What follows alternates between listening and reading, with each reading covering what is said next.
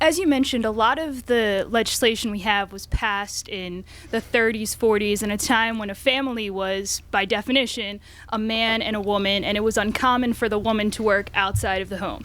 Given the recent acceptance and ongoing acceptance, I think, of non-traditional families where there may not be a man or there may not be a woman, do you foresee any changes in employment policy? And if so, what do you think is on the horizon? Well, that's a great question. Actually, yes, very much. And I think the fact that families come in all shapes and sizes, does mean that we need to start really reconsidering how we've structured this kind of perfect family model, and expecting that all of the child care is going to be handled by, primarily a woman who's staying home, and all the earnings are going to be brought by a man who's in the workplace.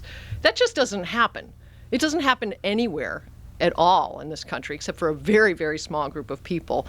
As I mentioned, women's wages are such a central part of family income that even if people wanted to have some kind of leave it to beaver, situation, which I think actually never really existed for most people, certainly African American women have always worked in much higher percentages. But we do need to sort of really look at that, because we don't have that family structure anymore, and we need to, I actually think, there are many economists who've opined about the significant social costs that we face in having a poor child care system.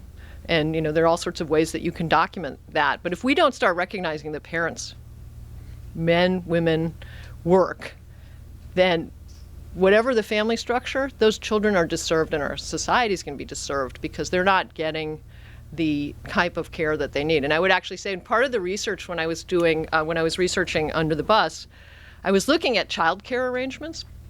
The Department of Labor actually really has a category that they call self-care. Self-care. So these are, as I mentioned, this woman who had to use ad hoc arrangements.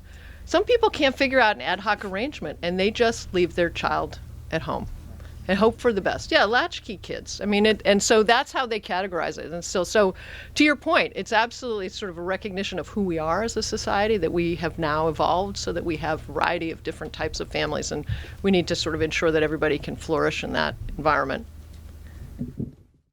Hi guys, thanks for watching this Politics and Prose Events Essential. We are a bookstore, so if you're interested in checking out the books featured in this video, click here to buy it from our website. If you want to watch more highlights from our other spectacular events, click here. To watch the full version of this author's talk, click here. Or to stay up to date on all of our events, follow our social media accounts by clicking these guys down here. And don't forget to check out our whole channel and subscribe to our other videos. Do that by clicking on the Politics and Prose logo up here in this corner. Right here. Click. Thank you. So nice. So nice. You guys are the greatest. So great.